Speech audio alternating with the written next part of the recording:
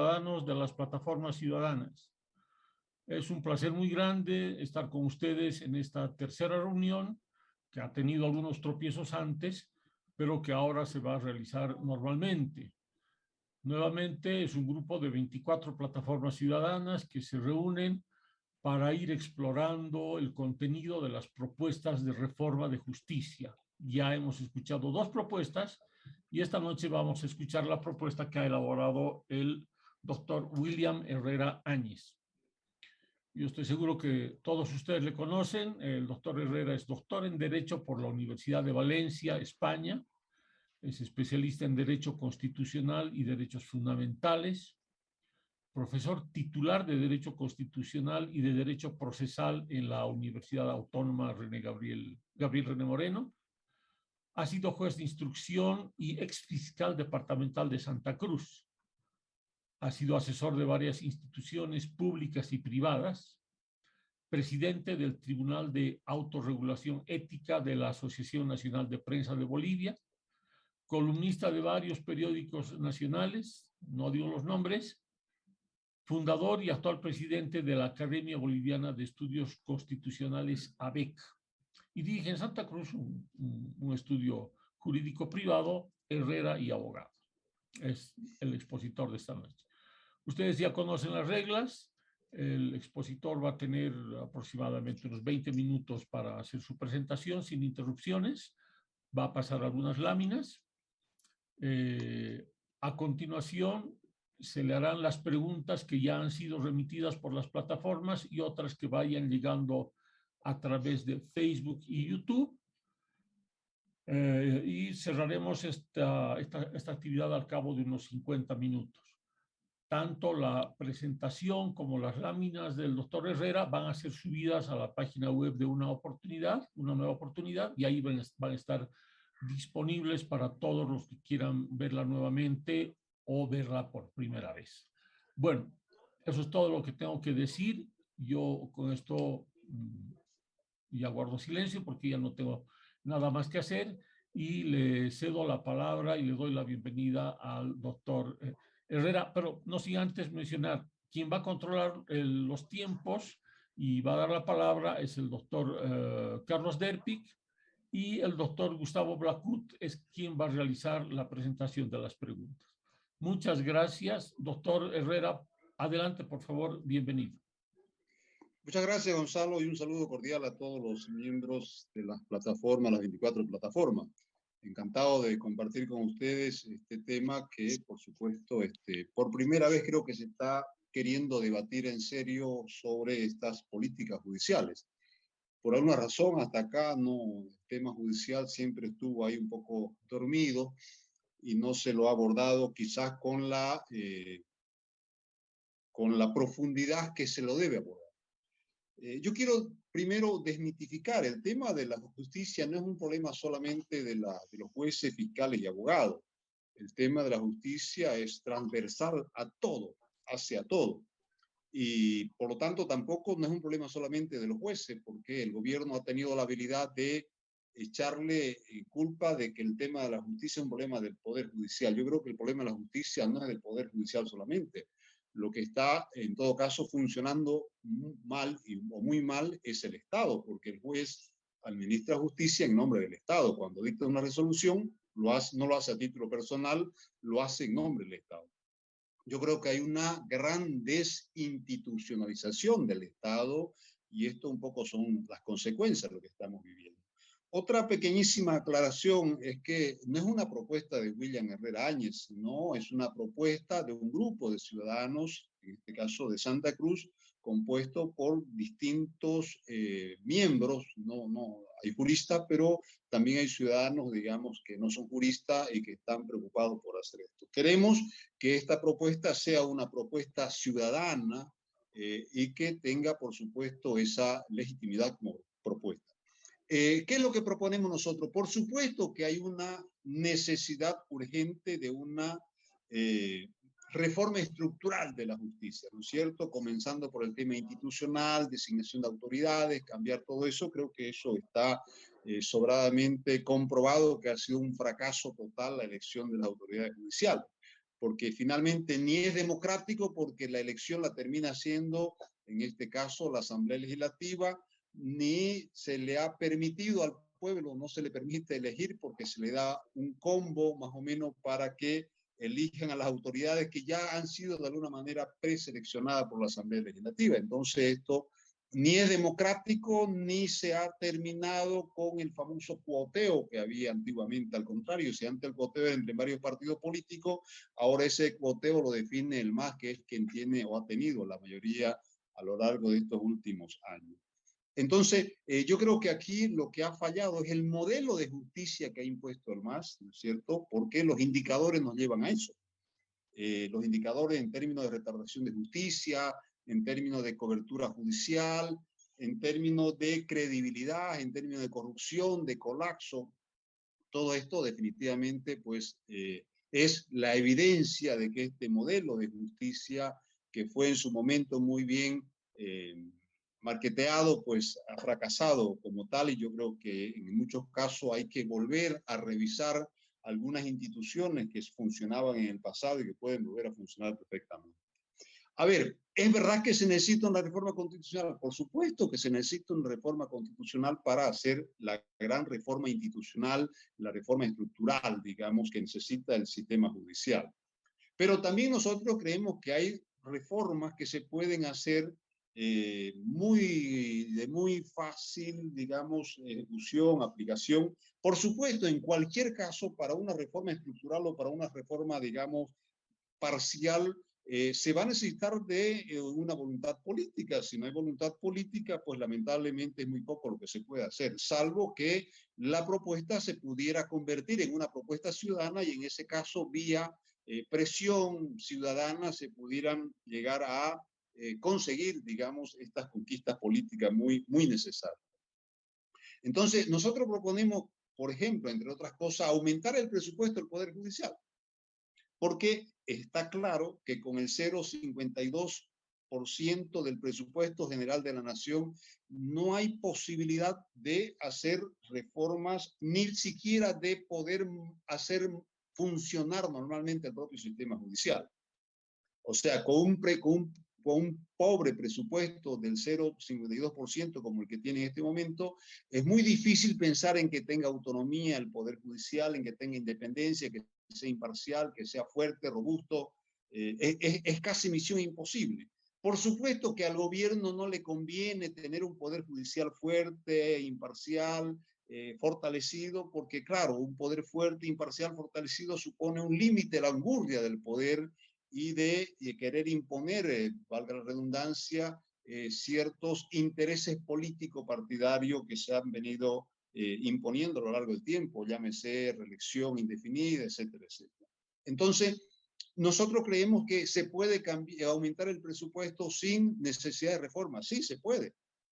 Se puede porque no hay ninguna prohibición en la Constitución, ni salvo la ley del presupuesto, que por supuesto se puede modificar, como se ha modificado muchísimas veces, con tal de aumentar el presupuesto al Poder Judicial, y por esa vía se puede primero implementar una verdadera carrera judicial. Hay que hacer una evaluación de los jueces, al interior de los jueces, para ver quiénes finalmente pueden, primero, regularizar su situación, porque en este momento hay un elevado porcentaje de jueces y operadores jurídicos que tienen este carácter de provisionalidad, lo cual no condice con un verdadero Estado constitucional de derecho. Esto lamentablemente fue incluso reconocido y avalado por el Tribunal Constitucional. Es una barbaridad, pero así está. Entonces, hay muchos jueces que están en una situación totalmente irregular y con una incertidumbre total, que en cualquier momento lo pueden despedir, como si se tratara de un funcionario, de un empleado, digamos, dependiente de una otra institución y no del Poder Judicial.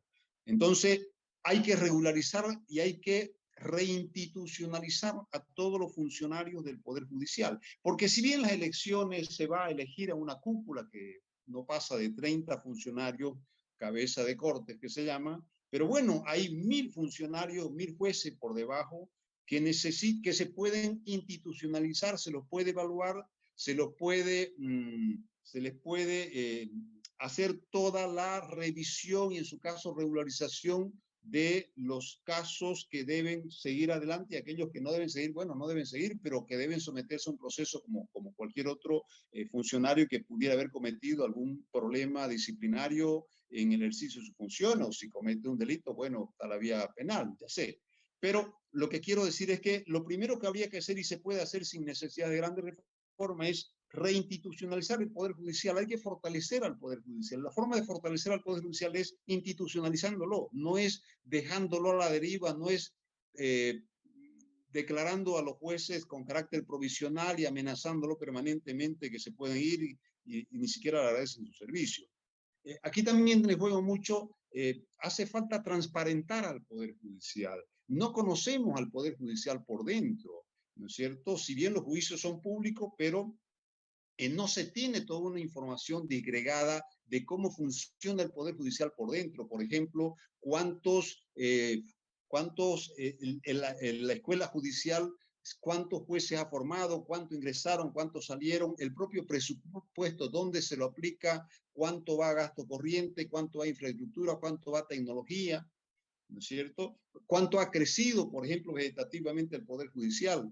Lamentablemente el presupuesto económico ha decrecido y la demanda de servicio judicial ha aumentado. Entonces, esto es realmente una barbaridad, porque si uno revisa las dos últimas décadas, allá por el 2000, el presupuesto bordeaba el 1% y ahorita no llega más que el 0,52%.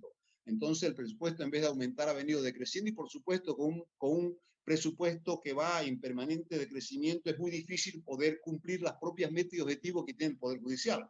Entonces, no esperemos tener un Poder Judicial independiente, imparcial, competente en este momento, cuando lamentablemente con ese presupuesto no se puede hacer mucho. Es importante establecer, por ejemplo, en este momento la gran discusión que hay ahorita a nivel de Latinoamérica y de buena parte del mundo es cómo introducir tecnología al sistema judicial.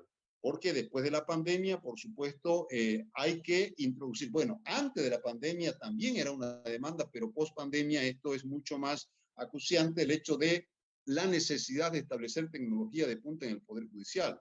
Yo muchas veces he dicho que el Poder Judicial está en el siglo XIX en términos de tecnología, cuando ahora con un celular uno puede hacer una transferencia de 1 millón o de más dinero por un celular. ¿Por qué no puede hacer lo mismo?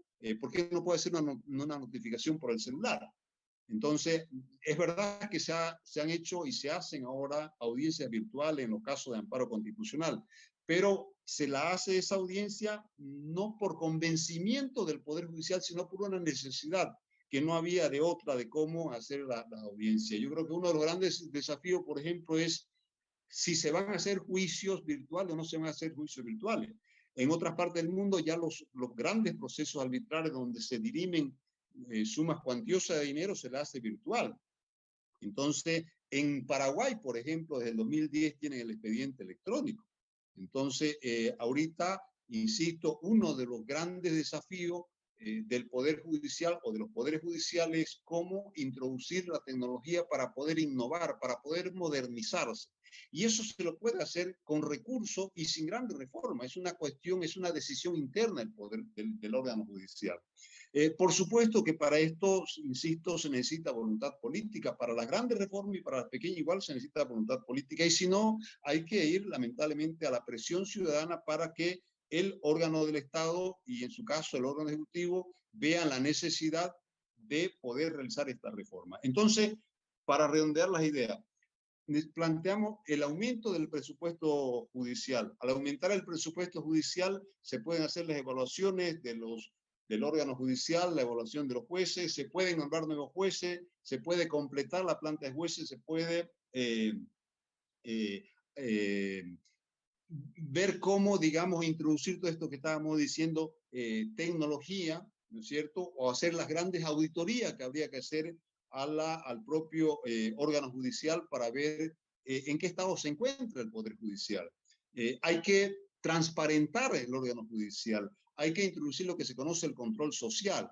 No solamente el control social lo planteamos como aquel grupo de personas que van en nombre de un cierto grupo, sino más bien el control social para nosotros es ver cómo participar en la propia propia decisión y en la toma de decisiones, por lo menos en lo que hace a la designación de las autoridades judiciales. Por supuesto que hay que plantearse, revisar totalmente el tema de las designaciones judiciales. Bueno, ya sabemos la elección judicial, eso, digamos, se debe reformar vía una constitución, pero las elecciones de los otros funcionarios menores, pues debe someterse a un control social y a una transparencia total, de modo que se pueda finalmente elegir a aquellas personas que tengan los méritos para ser juez. Porque uno de los grandes problemas es eso de que las propias convocatorias, primero que la escuela judicial no ha formado jueces y que lamentablemente las universidades tampoco forman jueces. Decía que también en este control social hay que involucrar a las universidades.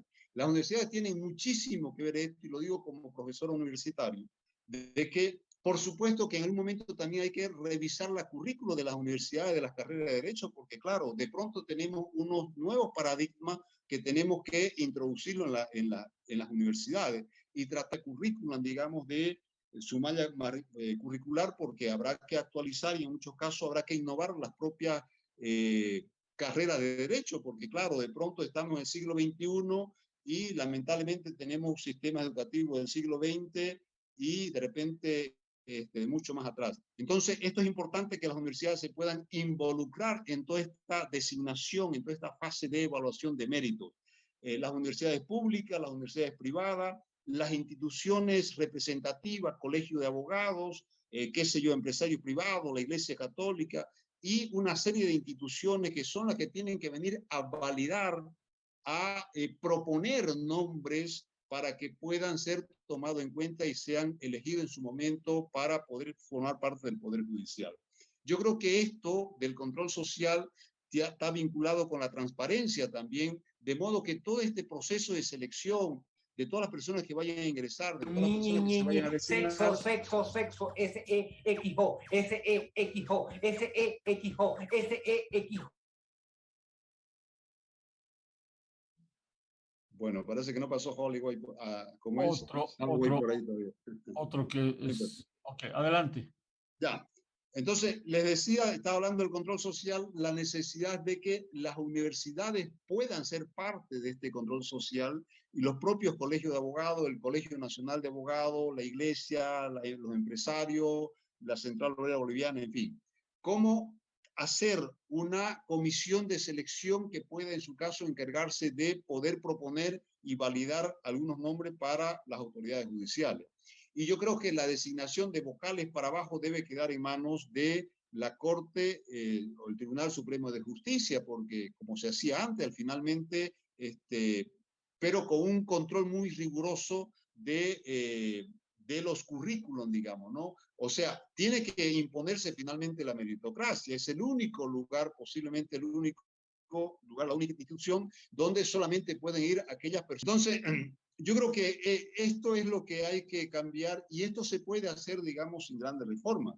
Nosotros estamos por hacer todo aquello que se pueda hacer y que permita hacerse ahora sin una gran reforma constitucional. ¿Por qué no? No es que no estamos con una reforma constitucional, no es que estamos en contra de una gran reforma estructural del sistema judicial, pero seamos conscientes que una gran reforma de la Constitución, consensuar una gran reforma, eso supone un nivel de complejidad mucho más, que va a llevar mucho más tiempo, y lo que nosotros vemos es que se pudiera ir avanzando en este otro tipo de reformas que no necesitan, más allá de la propia voluntad política, en este caso, y del propio nivel de consenso al interior de la comunidad, de la plataforma ciudadana, para poder obligar al órgano judicial a hacer esta reforma, y se podía implementar esta reforma. Entonces, lo que queremos es quizás darle distintas velocidades a la reforma. Trabajar en la gran reforma de la Constitución, sí, con toda la complejidad que eso lleva, sí. Después, pero el tema presupuesto, el tema de carrera judicial, el tema de la designación, el tema de la transparencia, el tema de la tecnología, todo eso se puede implementar inmediatamente y poder ir avanzando poco a poco en todo esto. Si no hacemos nada, Y si seguimos como estamos, lamentablemente, pues va a haber una degradación del propio sistema judicial, va a aumentar la corrupción, va a aumentar la inseguridad ciudadana y la inseguridad jurídica, ¿no es cierto? Lo que estamos viendo en Santa Cruz, la toma de Guarayo, los grupos armados, todo esto, en el fondo, eso tiene que ver con esta debilidad del Poder Judicial.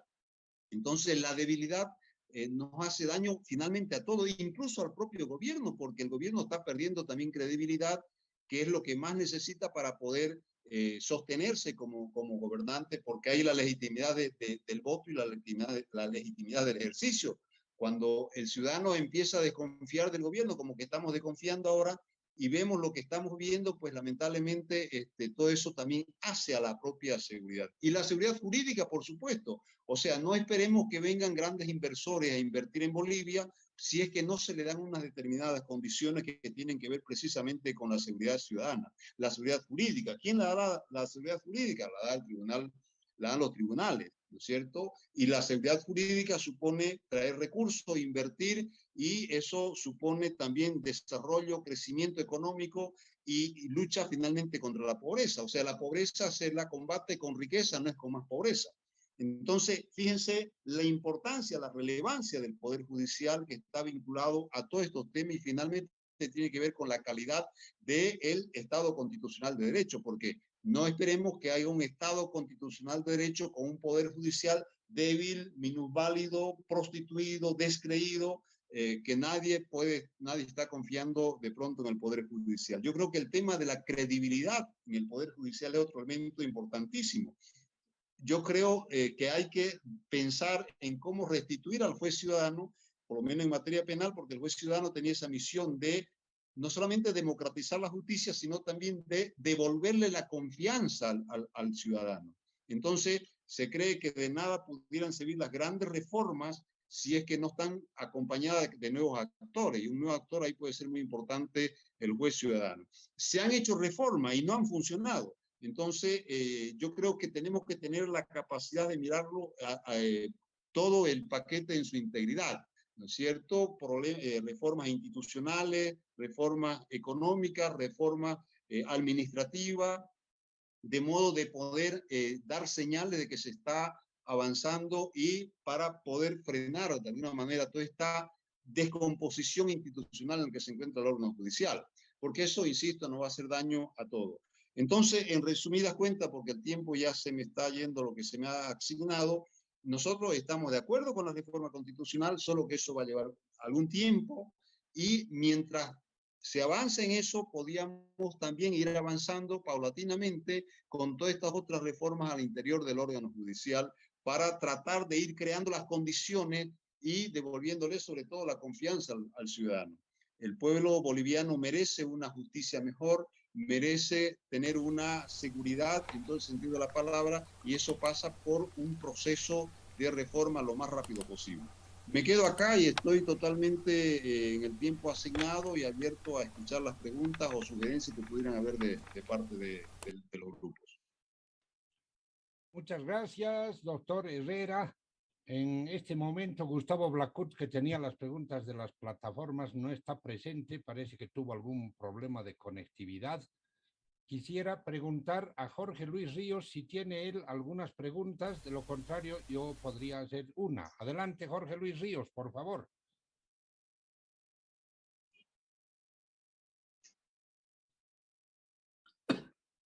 Perdón. Luis Ríos, si hay preguntas. Bueno, yo. Adelante, Jorge Luis.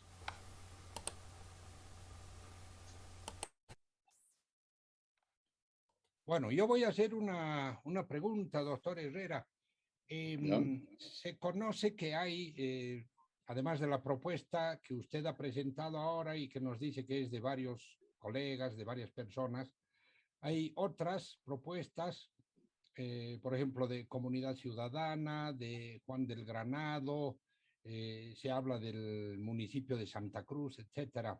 ¿Usted cree posible que pudieran congeniarse, digamos, estas propuestas?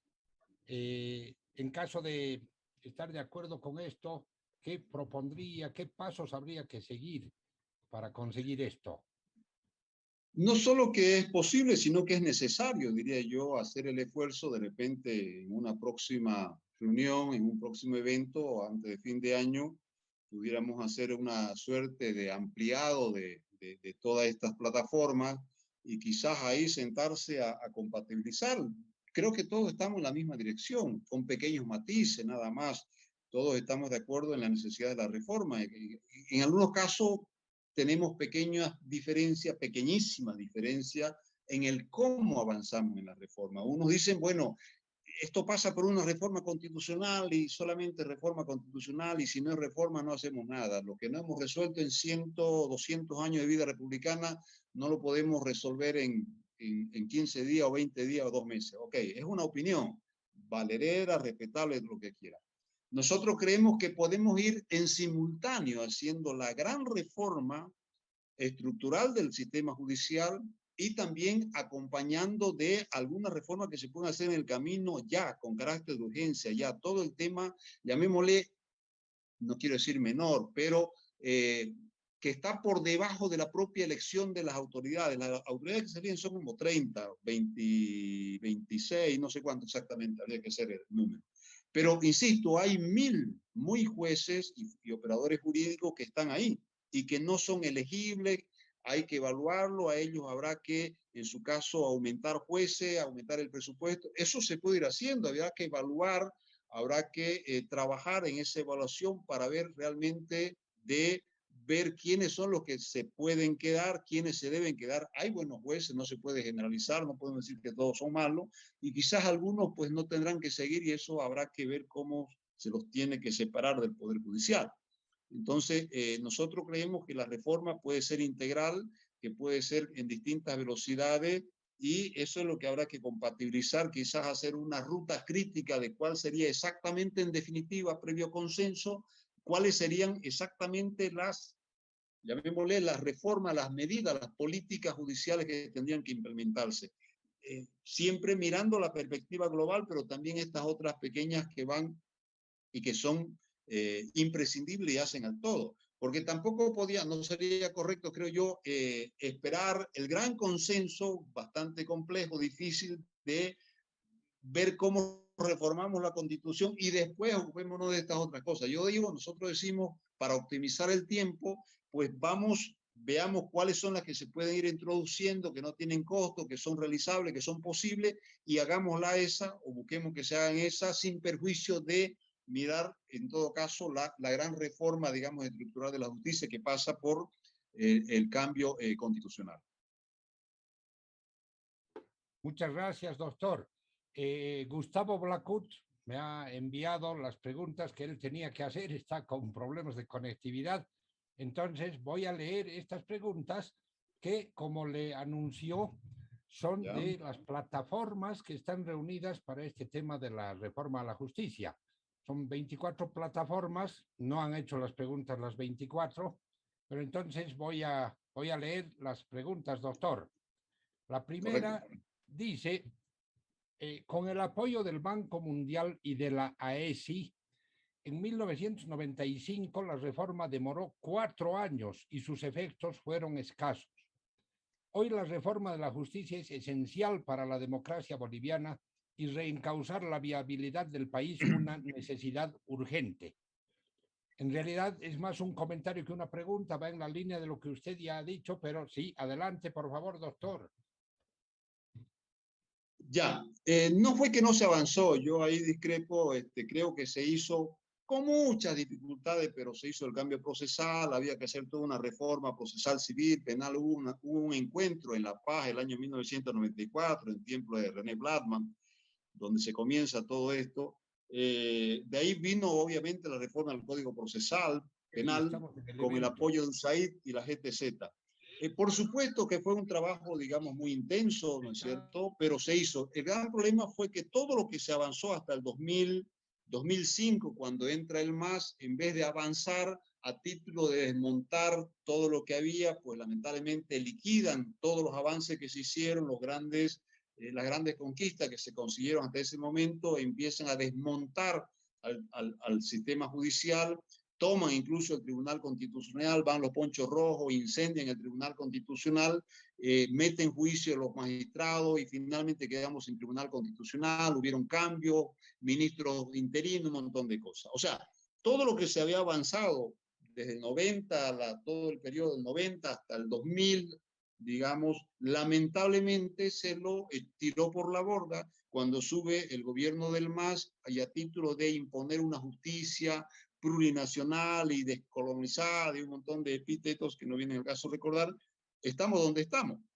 Entonces, ¿hay que buscar apoyo internacional? Sí, yo creo que sí que hay que buscar apoyo internacional, pero para eso también hay que presentarle un plan sostenible que pudiera, es más, yo creo que la propia comunidad internacional está interesada en cooperar en Bolivia, pero para eso necesitan primero una propuesta seria y que haya también lo que se llama una contrapropuesta, es decir, que haya gente que pueda, entiendo yo, trabajar en todo esto y que hagan de contraparte a la propia ayuda internacional. Habrá que pasar por esto, no sé, yo no estoy en condiciones si es necesario o no es necesario, pero si hay que tocar las puertas de los organismos internacionales, pues hay que hacerlo, con tal de, digamos, salvar la justicia del desastre en el que está en este momento. Muy bien, muchas gracias. Tenemos otra pregunta que va en la línea siguiente. Con la reforma constitucional no estamos empezando por el tejado. Conociendo la actual composición legislativa, ¿cree que habrá la voluntad política de la mayoría para impulsar este proceso? ¿No habrá resistencia? Yo soy escéptico, yo personalmente soy escéptico porque, claro, el MAS ha tenido 15 años para reformar y no ha hecho, o las reformas que han hecho no han ido en la dirección correcta y lo que queda es un fracaso de la justicia. Pero bueno, habrá que insistir, la peor gestión es la que no se hace, ¿no es cierto? Yo creo que como plataforma ciudadana, pues estamos perfectamente en condiciones de plantear, debatir, introducirlo el tema, plantearlo, que la ciudadanía tome conciencia de la necesidad y de la urgencia de tener una justicia de calidad, porque eso no hace bien a todo. Y termina un poco con los abusos del poder político, del gobierno en particular, del Estado. Entonces, hay que hacerlo, la peor gestión la que no se hace, ¿no es cierto? Entonces, lo importante es que la ciudadanía pueda encarnar esta reforma, que la haga propia. Por eso yo decía que uno también de los temas es terminar con esta o imponer esta desmitificación de la justicia, que solamente de los abogados. No es solamente de los abogados, la justicia es un problema del pueblo boliviano en su conjunto. Gracias, doctor. Complemento a la pregunta, la tercera que le vamos a hacer. ¿No debería ser el paso número 1 un sistema de designación en donde la meritocracia sea el presupuesto básico para calificar y ser designado juez? ¿Sería posible que la gradualidad de la reforma pudiera iniciarse con la reforma del sistema de designación? Hay que hacer, eso es básico, es una de las grandes reformas que hay que hacer. La meritocracia hay que introducirla en todo el Poder Judicial, no solamente en la cabeza, sino también en la parte inferior. Habrá que adoptar un poco lo que hace la Corte Interamericana de Derechos Humanos.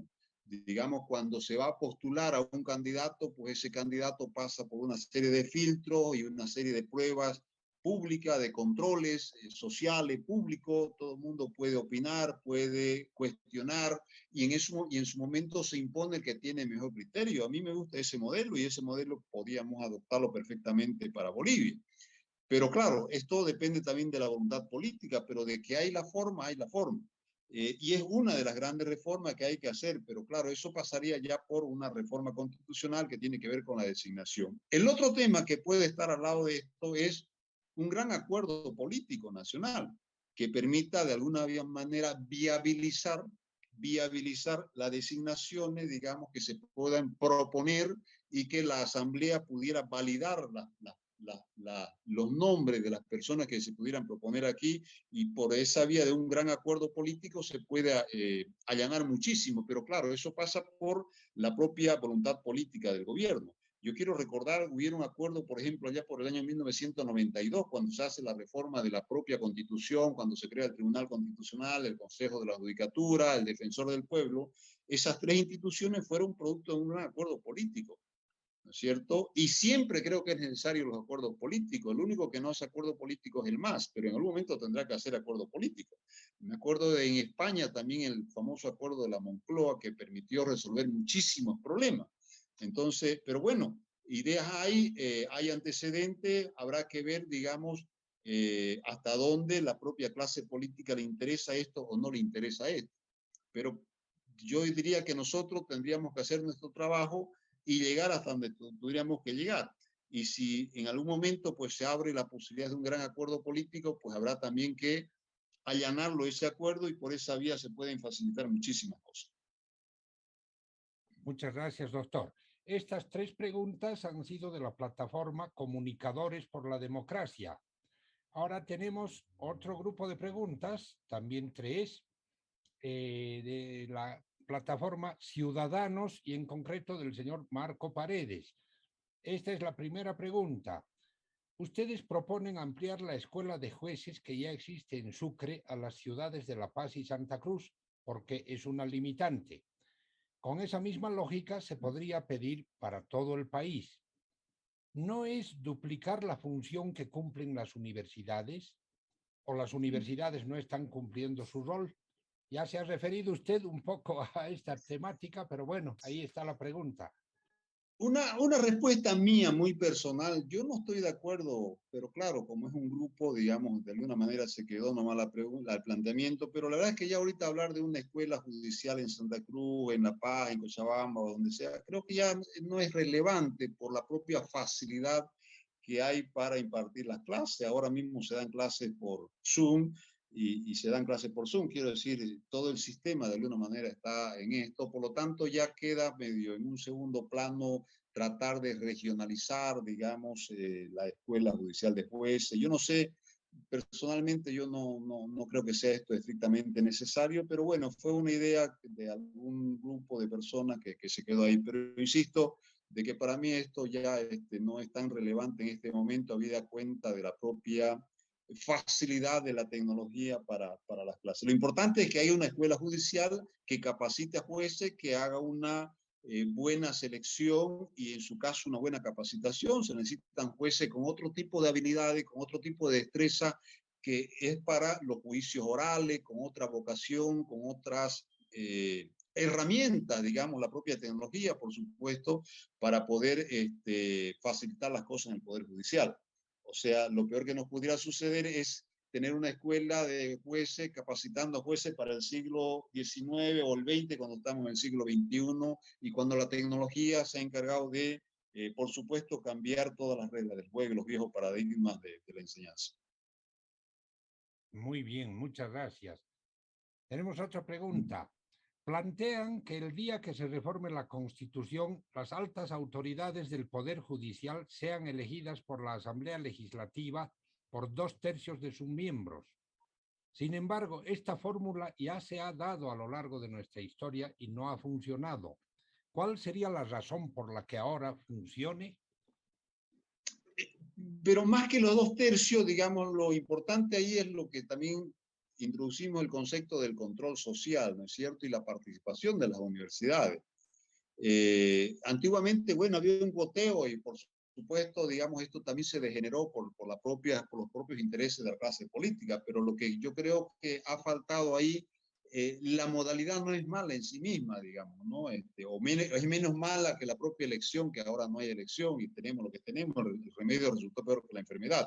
Yo creo que algunas instituciones tenemos que volver a repensarla, digamos, como por ejemplo el buen ciudadano y todas estas cosas, la propia elección por consenso. Yo quería recordar, no me dio el tiempo, la primera elección del Tribunal Constitucional, por ejemplo, fue una elección por consenso que se hizo en aquel Congreso Nacional, cuando se elige a don Pablo Dermisac, al propio José Antonio Rivera y a una serie de personalidades del mundo académico, gente solvente, creíble, del mundo académico, con mucha autoridad, digamos, no solamente jurídica, sino también moral, ¿no es cierto? Eso es muy importante. Eso es lo que habría que repetir un poco ahora. Yo creo que eso no es malo, eso fue muy bueno en su momento. Se hizo lo propio con la Corte Nacional Electoral, recuerden el caso del doctor Huáscar Cajía. Yo creo que las instituciones son neutras, no son buenas ni malas, depende de quién vaya a la cabeza, ¿no es cierto? Entonces, ahí podría hablarse de un gran acuerdo político y ese gran acuerdo político podría consensuar algunos nombres, por supuesto, en base a currículum, a producción intelectual, a pues ciertos filtros, la utilización de determinados filtros para buscar, digamos, la conformación de tribunales de consenso, pero bueno, sé que esto no es muy fácil, digamos, para un partido como el MAS que tiene una vocación autoritaria y que quiere controlar todo. Y es muy difícil que quiera deshacerse del propio control que ha tenido hasta ahora el Poder Judicial, porque le ha dado beneficios muy grandes. Pero bueno, por lo menos hay que plantearle la idea y hay que debatirlo. Lo peor que se puede hacer es dejar que todo esto siga como está. Gracias, doctor. Tenemos la última pregunta. En su propuesta no se refieren a la jurisdicción indígena originario campesina. ¿Cuál es su propuesta sobre este punto?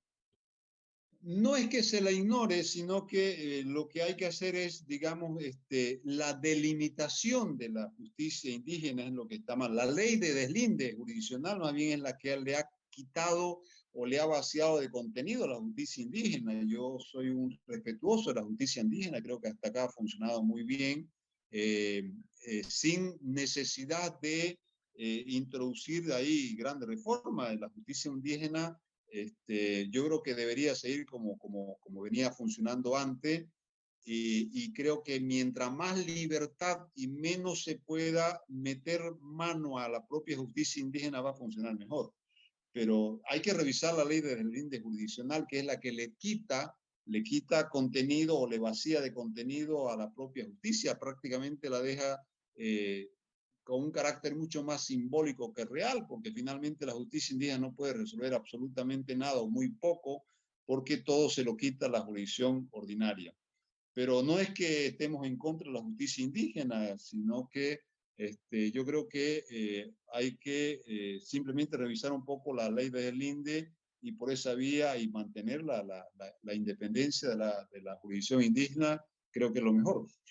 Creo que el Tribunal Constitucional, la sala que atiende los temas de la justicia indígena ha funcionado relativamente bien. Lo que quizá hay que revisar más bien es el Tribunal Agroambiental. Yo soy de la idea que eso debería ser una sala del Tribunal Supremo y nos ahorramos incluso recursos, ¿no es cierto? Crear un tribunal exclusivamente medio agroambiental o el nombre que se le quiera poner, de alguna manera estamos rompiendo la unidad jurisdiccional que está reconocida en la Constitución y que todo debería estar en manos del Tribunal Supremo de Justicia. Bueno, son reformas, digamos, que pueden hacerse vía un cambio constitucional. Seguramente cuando se discuta la reforma constitucional van a aparecer algunos otros temas que se los tendrá que debatir. Lo importante es hacer un debate sobre esto y yo creo que en este caso ustedes como plataforma están cumpliendo un rol importantísimo porque, insisto, antes no se debatían estas cosas, era como un tema tabú o se lo daba todo por muy bien entendido y la verdad es que al interior de el sistema judicial, pues hay muchísimas cosas que se pueden abordar y creo que se están abordando y se lo está haciendo con la altura y la rigurosidad que debe hacerse.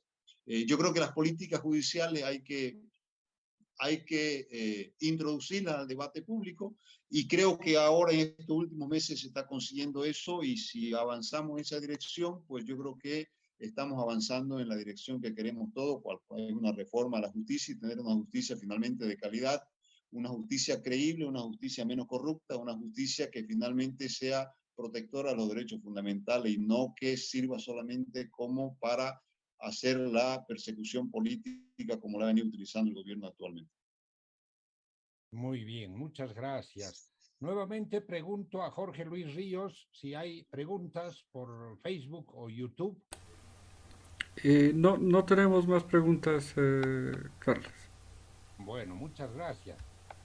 Doctor Herrera, le agradecemos profundamente su participación y la claridad y la didáctica con la que ha expuesto la propuesta y el ánimo que ha tenido para responder a las preguntas que se le han formulado. Quisiera dar la palabra a Gonzalo Flores para cerrar este evento. Muchas gracias, Carlos. Bueno, a ver, en primer lugar al doctor Herrera, a mis colegas de las plataformas y a los que nos siguen por otros medios digitales.